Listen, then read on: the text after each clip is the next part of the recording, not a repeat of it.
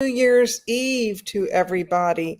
We are here, Nikki, Lawley, and Paula Collins with the WNY report. Hey, Paula. I'm Hey, in Canada. In case you can't tell, I'm with my moose. Remember, you we've got talked the about my moose, three favorite things: cannabis, moose, and of course, polka dots. the polka So, dots. And I'm tell us why you wear the polka dots. because cannabis connects my dots There you have it. right All from the right, dot herself. And it makes me very spottable. spottable. Okay, Yeah. you got it. Well, I am broadcasting here from Maine, Surrey, Maine, which is in central Maine, Hancock County. Hancock So, County. So tell us about the cannabis there. well, I don't really go to too many of the places. I have been to a medical dispensary in Maine. Um, and I've been to a couple of the unlicensed shops because they do exist in the state of Maine. But Maine is much more a state where it seems like it's behind the scenes. The shops are few and far between. There is a hydroponic shop not too far from here that seems to market to the home grow industry, Okay. which I'm thinking that's going to be a big possibility. I mean, you look at all of the different ancillary businesses that come out of having a cannabis industry, and we've really not tapped into all of what will be needed to support the home grow industry because in New York it hasn't been legal to home grow, but that's going to change. Well, but it is legal for medical patients in New York It State, is. bro. Let's It not is. forget about the patient, Paula. That's Of why I'm course. here. That's why you're here. Yeah. So what um at some point I want us to really explore that and what is it that the medical patients can do that the adult use people can't do. So home grow is one example. Home grow is a big example because I can legally grow because my husband has a card and I have a card, and I can legally grow 12 plants because both of us can grow 6 plants. Three, or my case, six immature and six flowering. And have you So done any or oh, no? I have, and it's been a nightmare and disaster, and I hate growing.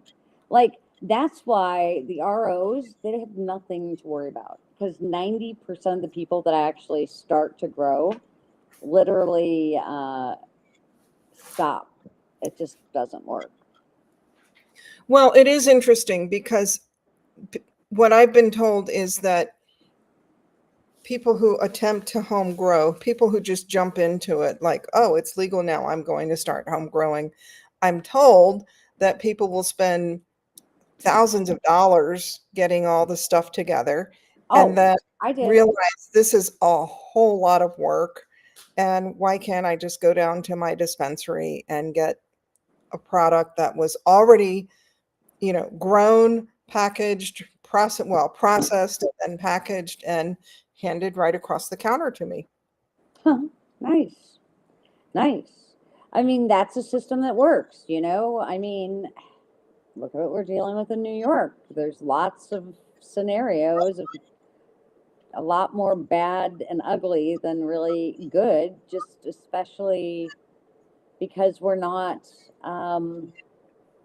haven't addressed all the supply chain. Did you see those numbers um, as far as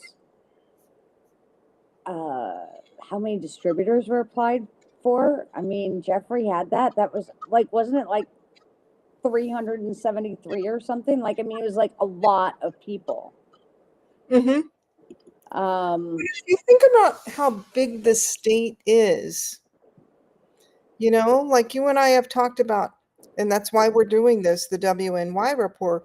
The people who are in Buffalo are living in a almost like a completely different region than the people living in Staten Island. Paula, click on your LinkedIn and see if this is working. I got a message. You did? I did.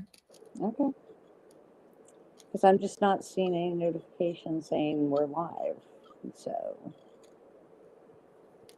just making sure, my friend, just making sure. If anyone's out there and feels like typing in the chat box, please feel free to try to let us know we are live and you're hearing us. But if you got a message, that's a good thing. But I'm just not seeing. Oh, there we go. We have a human.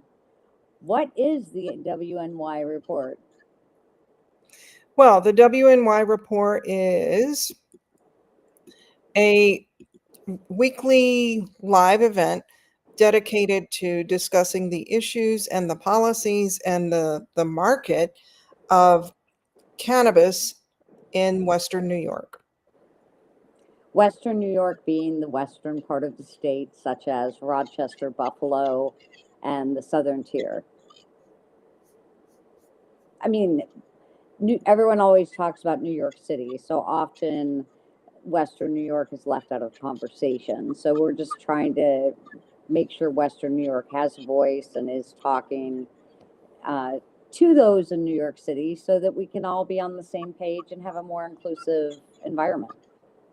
Well, like what you've talked about, Nikki, is that literally every single night of the week there are events and panels and various kinds of happenings in New York City, either sponsored by the Office of Cannabis Management or sponsored by other organizations that are committed to helping people with licensing or with launching their businesses or what have you.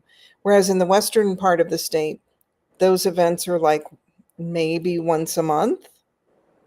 Maybe. Maybe. Sometimes twice a month. But there's no central place to really find them. You know what I'm saying? There's no good place. Like the office says, "Oh, we have them listed on our website." No, you don't. Trust me. Like if they do, they're hidden and buried. I've never found them. Well, isn't there even now an OCM office in Buffalo? There is. Hey, Michael, I'm in Canada right now. Follow Canada's policies and go lighter on the heavy reporting to keep costs down. It is a proven model. What do you mean the heavy reporting? Like reporting back, like farmers have to file the monthly report? I think that's what he means. I'm glad you caught that because I wasn't really following. I think that's what he means. Maybe he'll Like chat. SOP kind of stuff. More Right. Well, so every month of the AUCCs, the adult use cannabis cultivators, have to file a report with the Office of Cannabis Management that first of all states, has anything with the business changed? In other words, has there been any change in the ownership? Has there been any change in whether you're operating or not? Of course, there was the issue of the farmers having harvested, but they had no markets. And so what was very frustrating about the reports was, no, we haven't had any change because we couldn't sell anything. That, of course, did start to change starting around September, October. You started to see some of the farm reports change a little bit. And then, so there are so many different things that the farmer is keeping track of. There's testing, there's the monthly report, there are the invoices that they then supply to the dispensaries when they make a sale, and then, of course, getting the check back. And on the invoice, it has to state the grams of cannabis that are being sold. And then, Got of it. course, there's taxation. There's a time when you have to log in and pay your taxes per gram. And per potency, correct? Yeah, because of the potency taxation. So there is a very specific mathematical formula that I do not have memorized, but it is built into my Excel spreadsheet. And so you calculate it and then you tell the client, yes, your taxes are $30,000 or whatever. Right, right. So it's not a joke, but it isn't impossible to calculate. It's just, it's very awkward. Health Canada's stringent reporting and security rules, they are not necessary and add a huge cost to the buyer. Oh, interesting perspective, Michael. Yeah, I'm not exactly sure how much reporting is required simply because I'm not an LP here in Canada. So, um, but Canada has done a lot of things right. As someone coming from New York State, as a medical patient, coming to Canada is literally like amazing. There's so many stores, there's so many different brands. I'm really learning the different brands the more I'm here because it's really cool. They'll put like multi packs of pre rolls together, so you can get the uh, I hate to use the terms, but indica, sativa, and hybrid Mhm. experience, but based on dominant terpenes, they have the three different categories in like one package.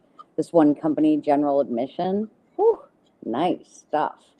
It's been consistent. And as a patient, that's one of the main things I look for is consistency in Mhm. products. So having that repeatable experience is super important to me. So, uh, but just seeing all the different brands and the different kinds of packaging, and really into the packaging because if I can't open it, it's a big no. I mean, I don't care if the product is stellar. It's like if I've got to take a chisel and a saw to your product to open it, Mhm.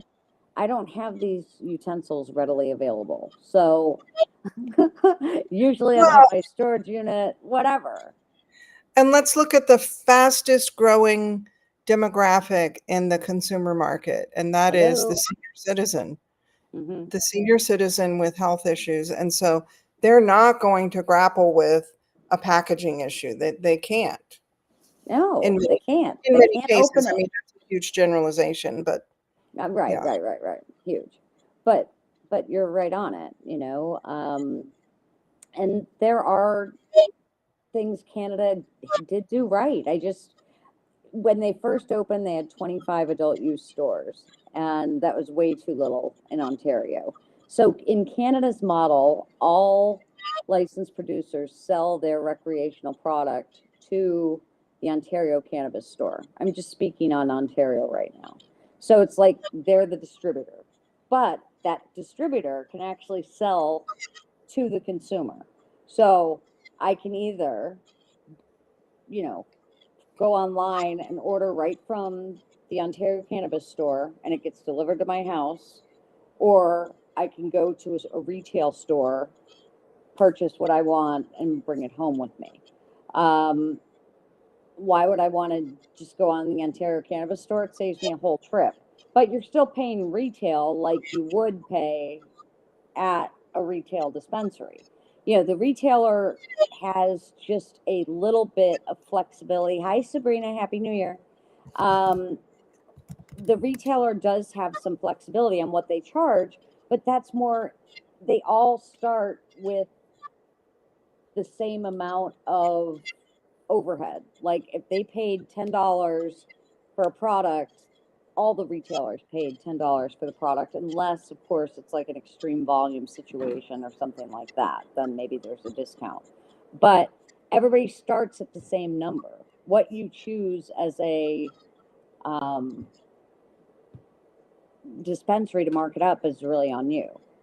Well, that's kind of interesting because you bring up the point that is kind of percolating below the surface, and that is, can in New York, the way the regulations state, there can be no special promotions.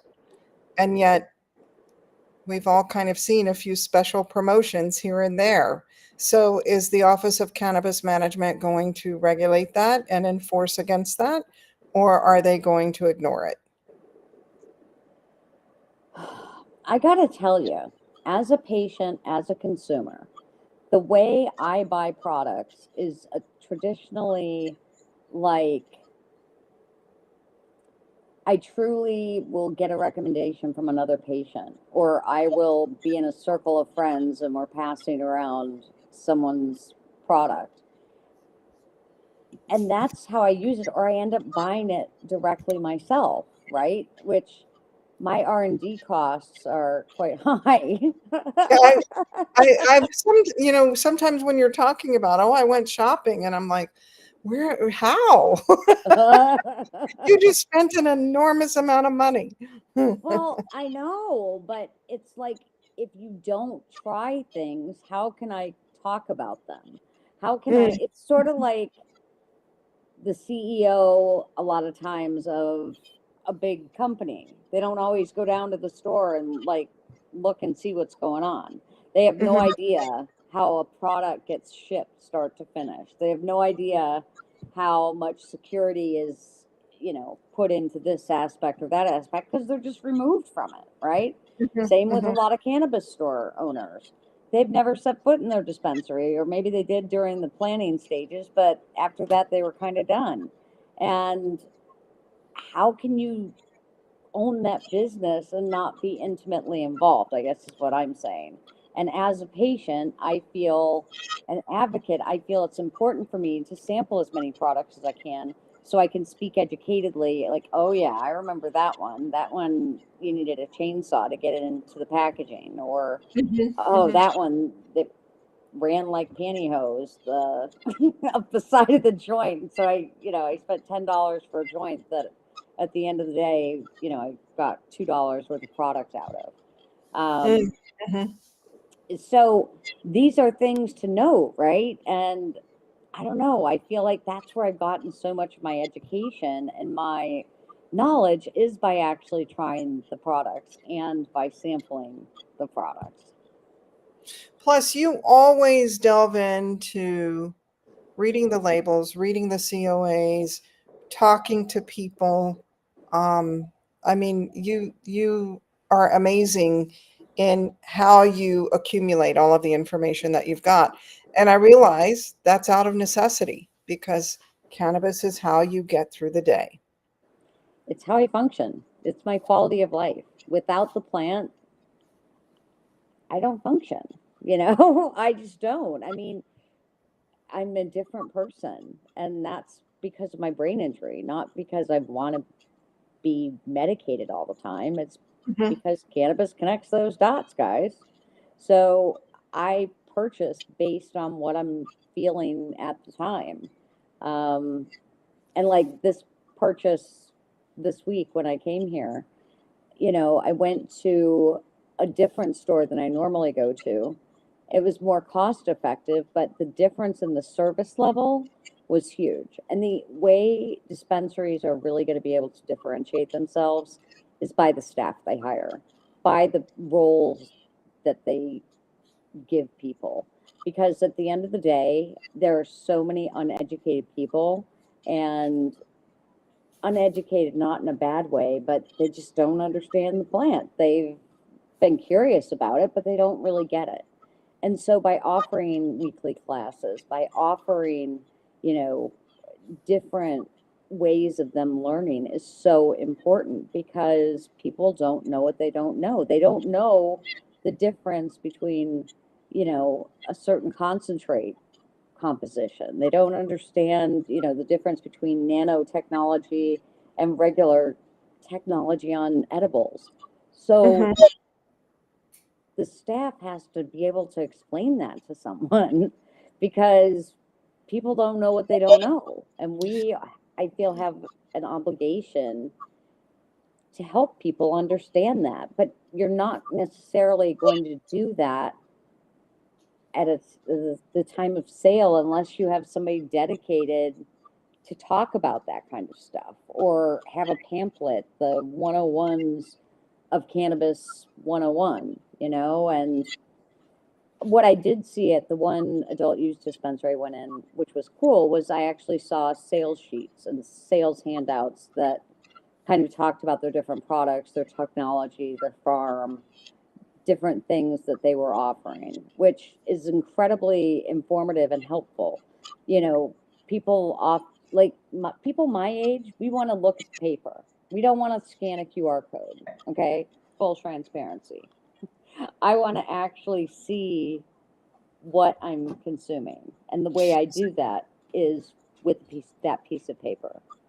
So, do you think we'll ever get to the place like we are with Big Pharma, where when you get a product, you get this little thin paper that's folded up 11 times and has this tiny, tiny writing with the chemical code on it, what would you call that? The chemical formula. The Or in formulation of our the case, it would be the product. terpenes and the yeah, the I would perhaps love that because where to it was grown. me, Yeah. it's so important. Was it irrigated? Was it grown with, you know, organic products, or was it, you know, PGRs used? You know, or there's a lot of different things. You know, was it soil grown? Was it uh, hydroponically grown? You know, just it would be very interesting to know what we don't know,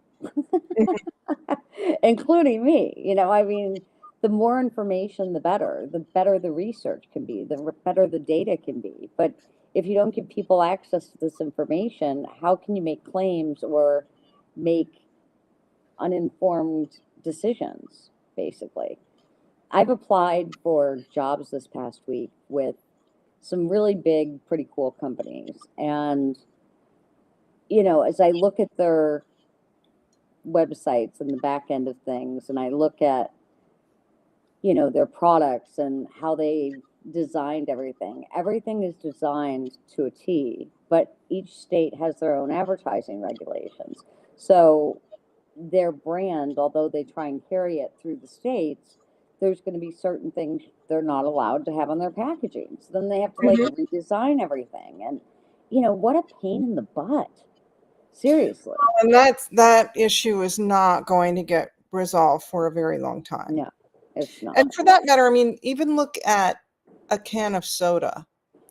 There are different requirements. Like you'll see that there are groupings of states that can of soda can be distributed in. Yeah. Next time you look at a Diet Coke, see that it'll say, Interesting. Well, I um, mean, being in Canada, everything's got to be French and English, right? mhm. So, like, that's everything, including the cannabis. And, you know, it's just wild when you think about that. There's like a ton of French people here. I don't run into them in Ontario the way I would if I was in a different part of Canada, Montreal. but they're here. But it's the whole country that mandates this. It's not just a state or two. Mhm. Everything is like federal here, and that Well, and really of course takes a lot of the guesswork out you've of it. also got a federal health ministry, Yeah, unlike the United States. So correct.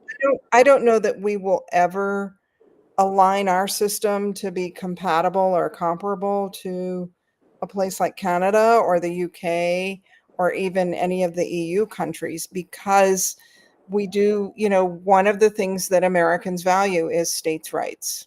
And so, even in education, every state has its own board of ed that mandates how the curriculum is going to be. And I really think that's how it's going to be forever with cannabis.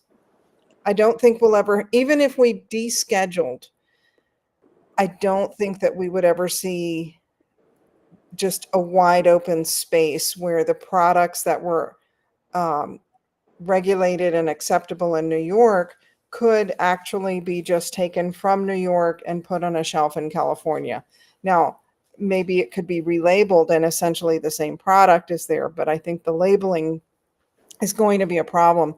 So, what do you think will happen in 2024? What do you want to see happening in Western New York, Oh, cannabis 2024?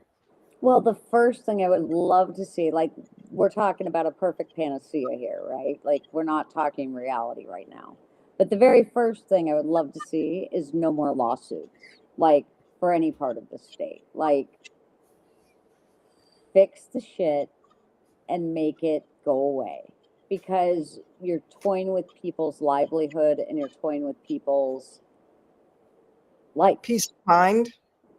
like the basic function of life. They can't afford to play games, and I feel that if that doesn't get fixed really quick, it's going to be a bigger shit show than it is now. I mean, really, genuinely.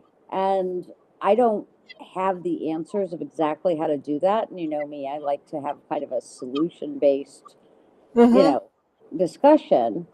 But I do know that there are people out there that are a lot smarter than me that can figure this out, and we need more input. All of us have a voice, and we can't complain or whine about things if we don't use that voice that we've been given. Every one of us that claim to be advocates of the plant should know, at the very least, in our town or city, who our people are. Like, who's our town supervisor? You know, um, who's the person that's going to make the decisions with regard to cannabis? Who's the person that goes and speaks at a, Erie County wide kind of thing? So our town is represented. We need to know who these people are that are making these decisions, and we need to get to know them.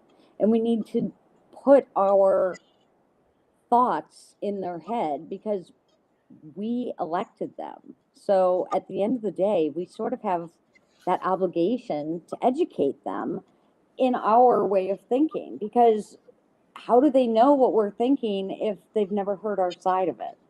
And I think that's a really fundamental thing. Like, so in a perfect world, that's what I'd like to see. No more lawsuits, and all of us getting involved literally from a local, then go to a county, then go to a state, then go to a federal level.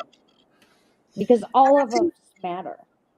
Well, and I think that has been a really powerful aspect of the licensing process, that you've got people who have never attended a community board meeting or a municipality board meeting, and they're showing up.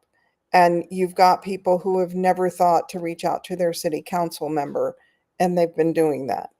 I think that that is really powerful. Look at how many people show up for an OCM meeting, and that's Oh my really a God, I know. And they're getting better and better. Like it's yeah, a lot more people. I mean, I think of people from Buffalo that go and attend these in person all the time.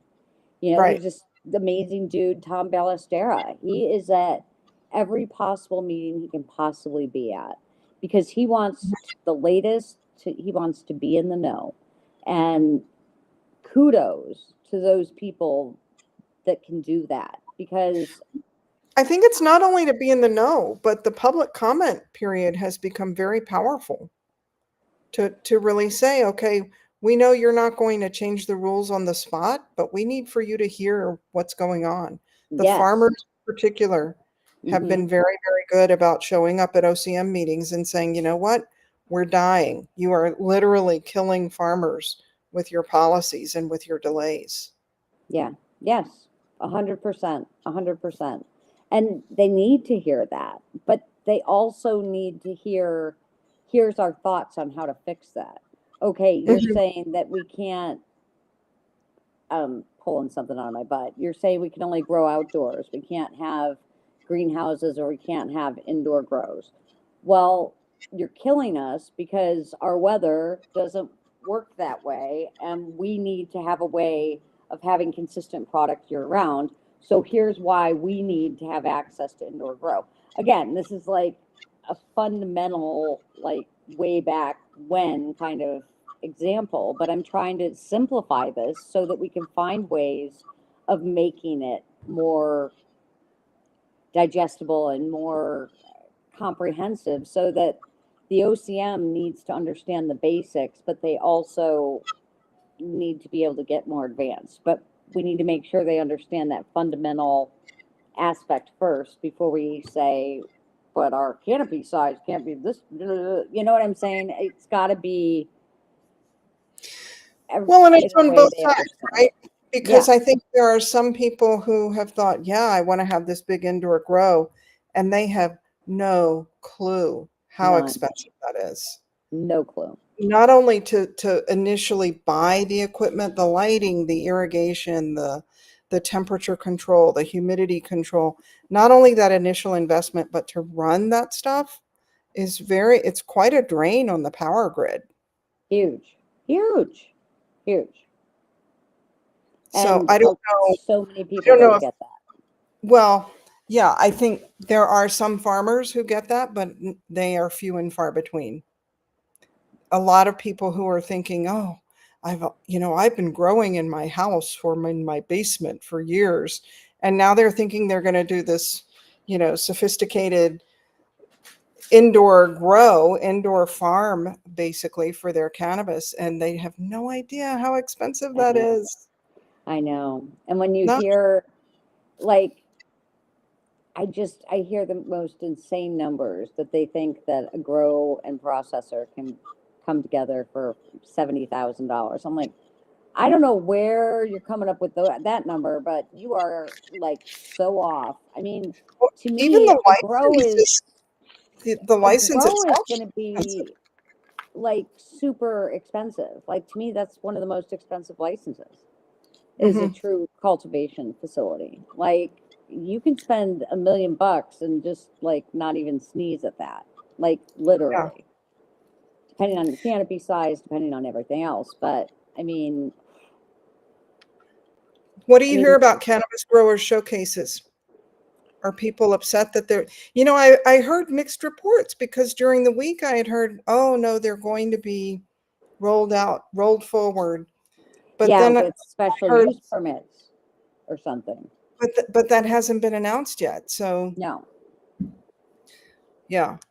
but I haven't really heard one way or another. But like you said, I heard it for a while there. It was really negative that I had heard. Yeah. Like I mean, they finally give us a way to make money, and now they're taking it away.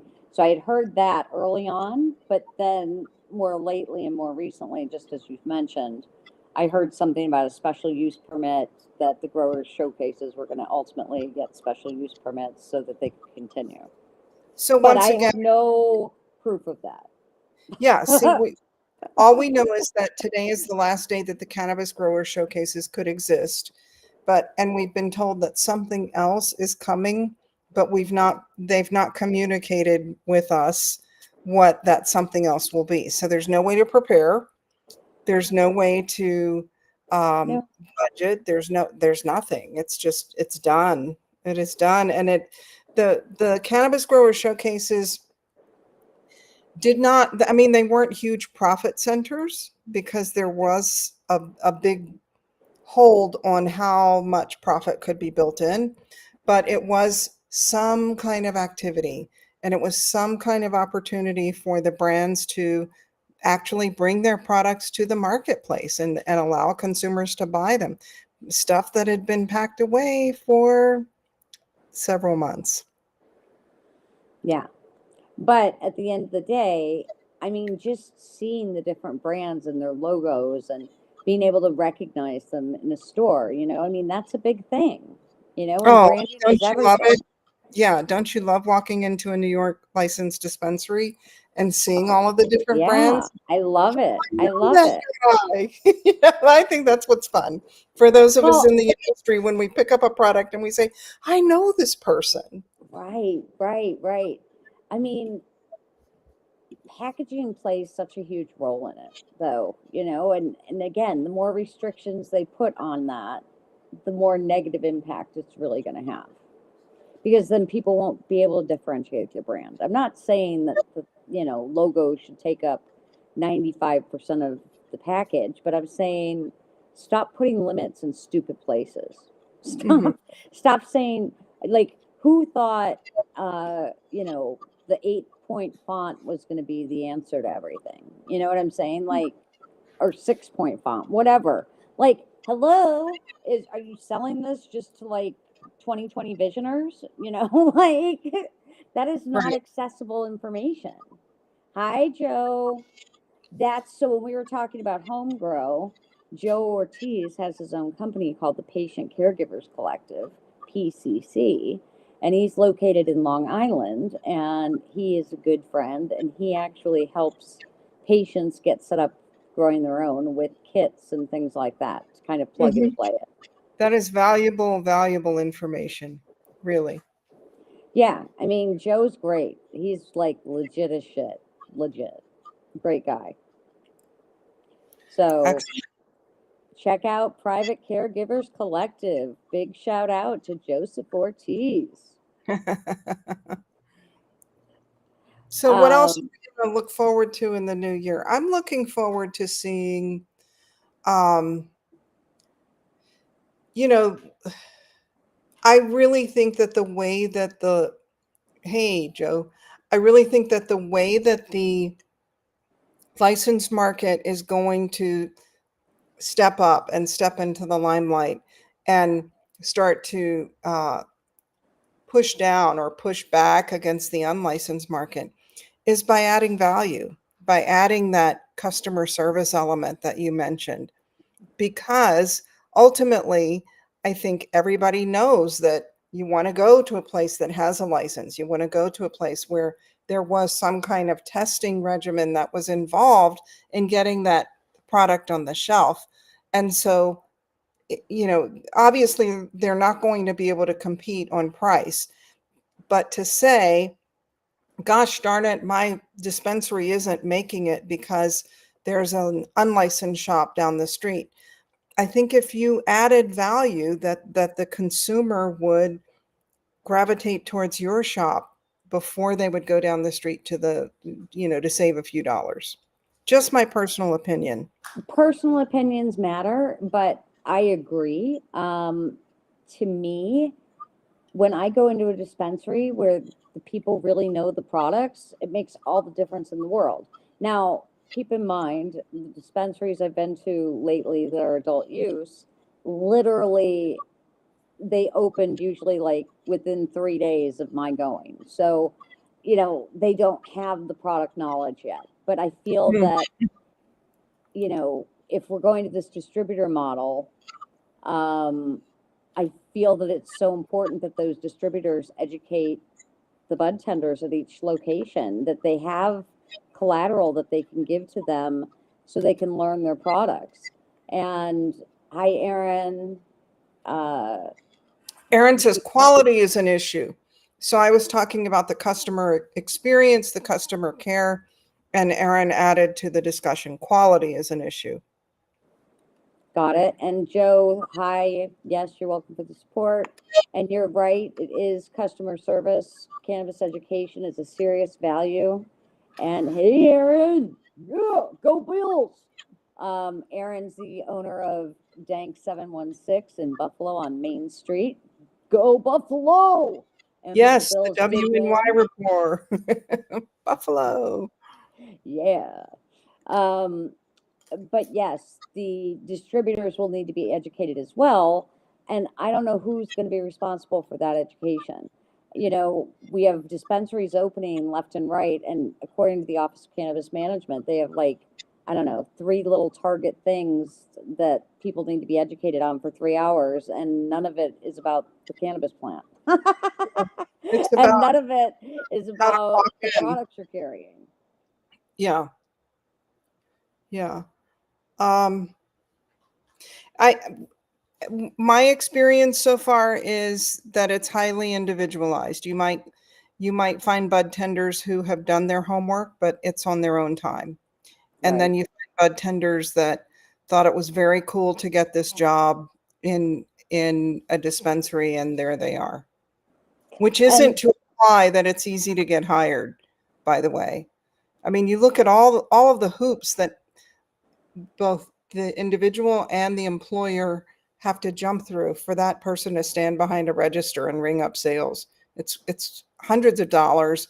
It's about 6 weeks. It's a slog. yeah, it's a lot. It's a lot. And I mean,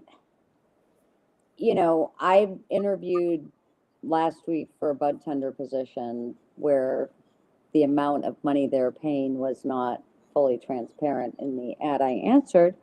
And, I was rather shocked, first of all, at none of this education of the products even sort of happens. And I'm like, well, how are people going to know what to recommend? Like, how can you not experience the products? And I'm not going to say where is that, Aaron. Come on, bro. Well, It's in okay, so WNY. and I think that's one of the lost opportunities or missed opportunities over this huge delay in the industry. Like we could have been spending Educating. the time educating people like, no, we can't open yet, but by the way, here's what you need to know. So that I when we totally do, agree. And yeah, I feel that, the OCM has an education department now, but I don't okay. understand any of the people that are running it. Like, I don't know who they are. I've never heard of them. I don't know that they really know cannabis other than maybe they book studied it, which can be valuable, but real life experience is going to be much more valuable and storytelling is going to be much more valuable so people can relate to what you're talking about. Because Well, just talking about an endocannabinoid system for someone who has absolutely zero clue what that is and like just kind of bypassing that and brushing through it, it's not going to be beneficial. okay, so for the benefit of the video and the audience, because although I think our audience members that are in the chat know, but tell us about the endocannabinoid. I always say endocannabinoid system, but you say endocannabinoid. I just I just say it. So why don't you um tell us about it? It is the body's way of healing itself. homeostasis, it's Homeostasis is balance. the lock and key, right? The lock and key, so you have receptors all over your body that are CB1 and CB2 receptors, and so they're in your head, they're in your knees, they're everywhere. And so that is our system in our body that I didn't know about. I wasn't taught about that in nursing school. Doctors aren't taught about that in medical school. So we're literally like learning about this for the first time. So when you start to learn about the endocannabinoid system, um, if you don't know about the endocannabinoid system, you're already at a deficit as far as the health benefits of the cannabis plant. Mhm. So I try and just start there and explain what that is. And when you know, use THC, it has a more psychoactive effect than CBD, although there is psychoactivity with CBD as well, but it's different. It doesn't give you that euphoria or that couch lock feeling usually when you have CBD. It's different. Um, so that's kind of the basics. Whenever I have chat, it's really hard for me to focus. I'm looking, yes, I'm looking at your face and I'm knowing what you're doing I'm while like, you're speaking. like, all Yes. right, well, yeah. Um, Need a yeah, little if you have to, CBT for that focus. right. I'm on the focused medicine, but then I get sidetracked because there's like all these shiny things over to the right, you know? Tomato, Um, tomato. And if you have to hire people you don't know, are you really legacy? That's a good one, Erin. 2 points. two You say points. that one. Tomato, tomato, correct. I got you, Joe.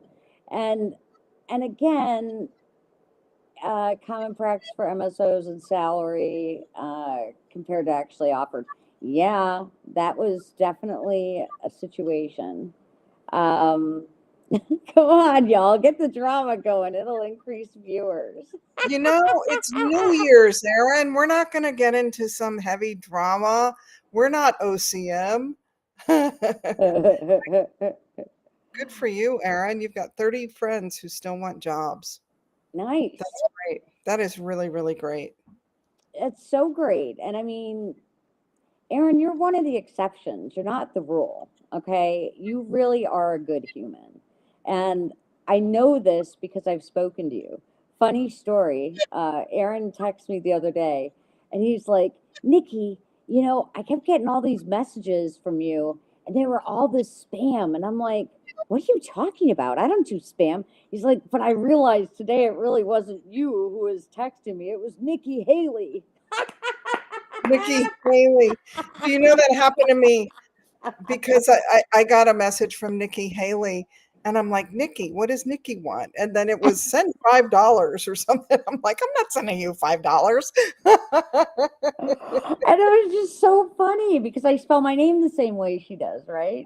Um, and I mean, it's crazy how much you can get misinterpreted or whatever just by text messages. That's why it's always better to pick up the damn phone.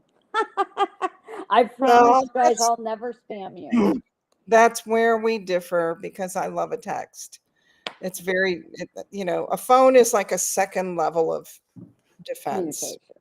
It is. And I mean, I like the text. Don't misunderstand. I mean, I'm a serial texter and I text like I talk. So if you got your notifications on, it's like bing, bing, bing, bing. And you want to kill me before you even pick up the I phone. just turn off the notifications. Yeah, smart.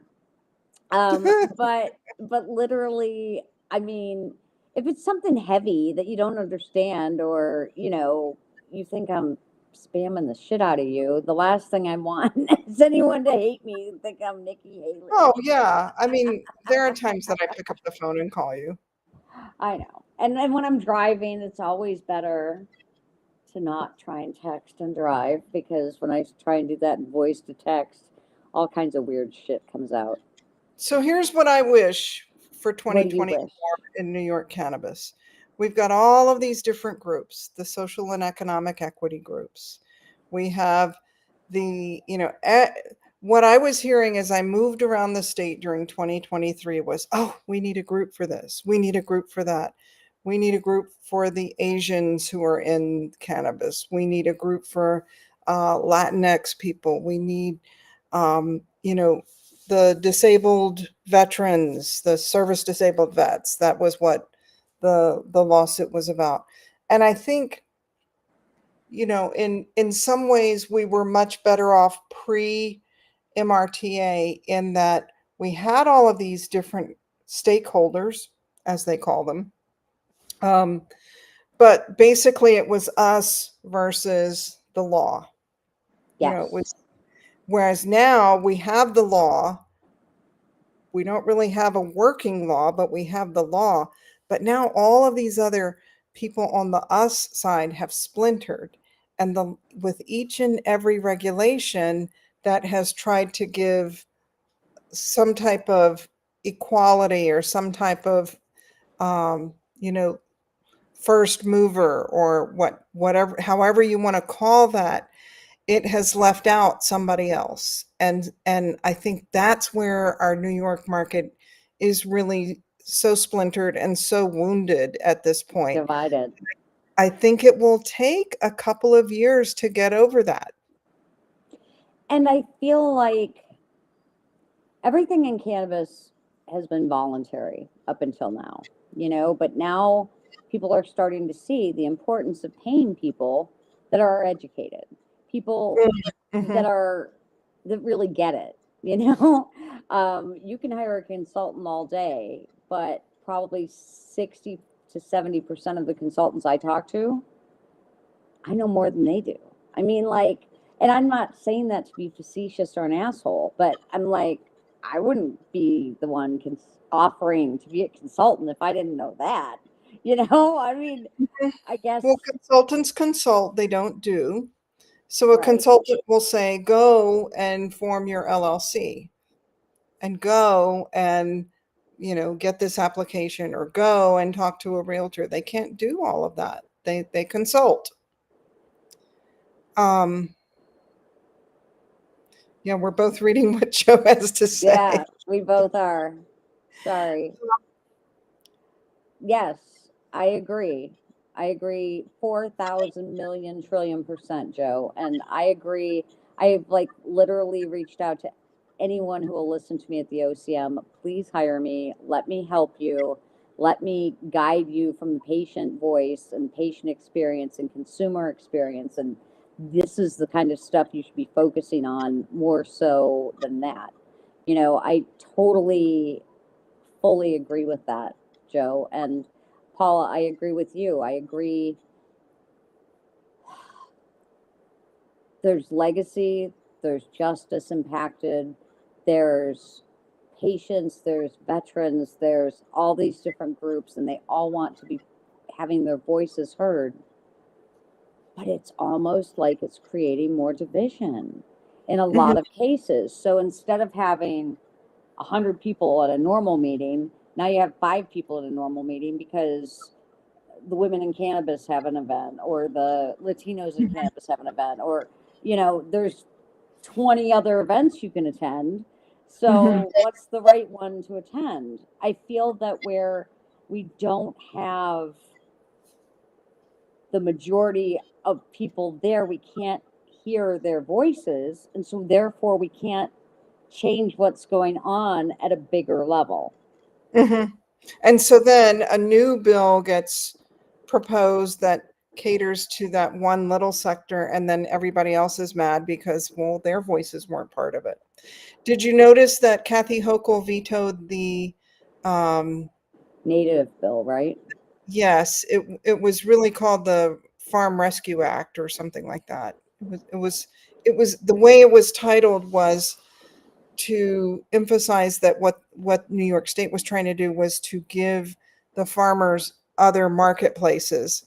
And that was a bill that actually the legislature had approved. I want to say the Senate approved it. I thought it was the Senate Uh, too. I think they approved it unanimously. It was a very, very strong vote. So I think you're right, or one person, same. yeah, Yeah.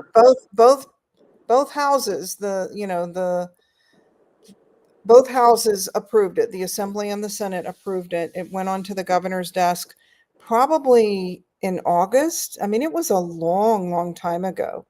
But I think that we all knew when it wasn't signed by the end of August that, by the time they were out of session, we knew Yeah. that if it wasn't It signed by then, wasn't going there. it was Yeah. not going to get signed. And I had heard different rumors. I had heard a rumor from somebody who's kind of in the know that she was objecting on the basis that there was no reciprocity. In other words, that she wanted to see that New York farmers could sell to the native dispensaries and native dispensaries could sell to the New York farmer, or native farmers could sell to New York dispensaries, which I think would have been a huge win. And I think that a lot of people from out of state that come to shop at New York dispensaries would think it was kind of cool to get native products. For I think that, sure. there could have been a spin on A it like whole this. spin. This is New York. And, we forget Diversity, there are these nations. inclusion. Yeah. Yes, exactly. There are several distinct nations within the geography of New York. But that wasn't part of the bill that was approved, and so, it was really strictly a one-way thing, and at the end of the day, really, the very last business day of the year, Kathy Hochul vetoed it and said she was vetoing it on the basis of there are other markets that are going to open up, that we have had the Cannabis Grower Showcase, we are going to have more dispensaries open, we don't need this, which tell that to a farmer. Yeah. Yeah.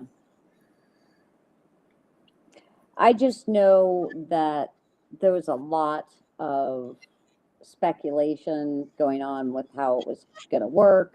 And now that we, have seen such a dramatic increase in dispensaries opening of the card that were approved, I think, I'm hoping, my hope is that the people that still have inventory, the brands that have been growing, that they have now a place to sell their products. Especially, New York City is its own market. It's truly its own zone. It's like its own country. And like from Albany the other way to my end it's another zone. So I feel that we need to break the state into zones in a way that we still all work together. We're still all part of the state of New York, but there needs to be intention to other places besides New York City. And that's sort of what the WNY report is sort of about. Well, and when did we have such firm awareness of that? But in the first Vericite injunction, where we became really aware of the different regions of the states. Right. Right. Yeah. Right. I mean, I've been in sales for a long time, so one of, territory management was a big thing for me. So, when you look at how our state is broken up, it makes more sense for someone in Western New York to cover, the southern tier rather than to be going downstate. I mean, Yeah, totally. there's just not people that don't understand the state. They really don't usually understand the state and its geography. So, when they're setting up territories, they need somebody that knows the state. It's not only geography. Oh my goodness. Just to get here, I I needed to rent a car, not in my neighborhood, but from the Westchester airport. So that's going several counties over, first of all. Um, but I thought, heck, it's going to save me several $100s on a rental car. So I'm going to do it. So I had my bags and I decided to do something rather bougie for myself and take a cab from where I was picking up bagels for a friend to Grand Central Station. Shouldn't be a big problem. It was all of what? I think it was a 4 or 5 mile ride, not very far. My goodness, it took 45 minutes because of traffic and because the way they've closed things off and blah blah blah. So my point is, somebody in your position who would be coming into the city to do sales, there are times that it takes 2 hours to get out of the city. Yeah, right. Can't really map it. It's very, very difficult. I do wonder about that with the delivery only options. How in the world are they going to manage the traffic considerations? Because it's not Right. like you can hop on the subway Yeah. with your dispensary delivery and go Right. to deliver it to somebody. So I don't know how that's going to work. Have you noticed on the OCM list? I should pull it up and figure out how many are delivery only at this point. Do you know? I do not know. It's quite a few. And I understand, and I actually recommend it for clients, but it's going to be a problem, as we pivot. Well, and the delivery only dispensaries are still going to have to buy from a distribution, correct? Oh, yes, of course, there's that. But I meant, so it's going to be hard to understand the market when we've got the delivery only, and you can deliver anywhere in the state under card. You're not restricted to your region. Um, but then when that gets changed around, then that's going to have an impact on the market wherever it is that they have their brick and mortar, right? Right. For sure. The guy in Buffalo, he has 9 counties. And I mean, that's a lot of counties, and I couldn't believe it. So how does he, care and feeding of delivery equipment and drivers, how do you do that? Honest to God, I don't know. I had actually tried to interview with him, but I never actually met him. So don't know the scoop.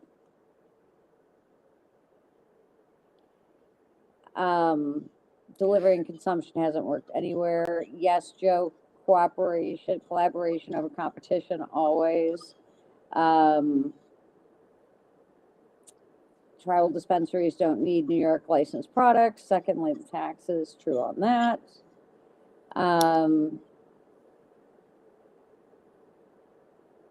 Hi, Kelly Girl Seeds. It was a shit show. Well, especially because you're in New York City. I got to believe it was a total shit show.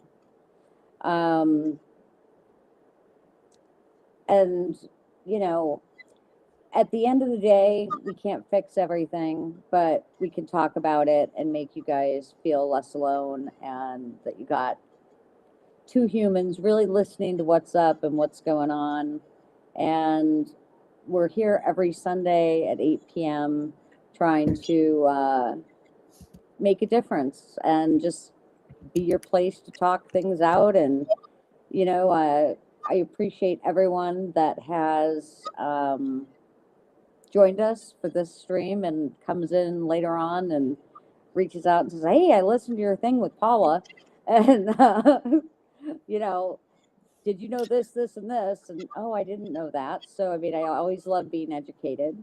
But next week, we're going to be here Sunday, as always. It's already up and ready to go. Sign up for it. But we will also, the following week, be live. That's right, kids, live at Niagara Community College. And we're going to be talking to some people that are attending the event there on the 8th and 9th. And we're super, super excited to be part of that, because Melissa Moore has put on an amazing group of speakers, and I'm one of them. I'm at 2:15 on Tuesday, so hope to see you guys there. But yeah, that's the scenario, and I hope you guys get something out of this. And as much as I want to do a Nikki in the Plant Raw, I'm just really trying to do the right thing and be a voice of reason, positivity, fun, authentic, but really trying not to the competition. All right, I'll vote for Yancy. But yeah, I'm really trying to just have a safe space for everybody, and I'm just trying not to make it a bitch fest. Hey, Tom. We Yeah. talked about you earlier. So I hope everybody has a happy, safe new year. Yes. And we will hope for the best for Western New York cannabis in 2024. 2024. Okay. All right, friends. Great seeing everyone. And we will talk to you all in the new year. Bye. Bye.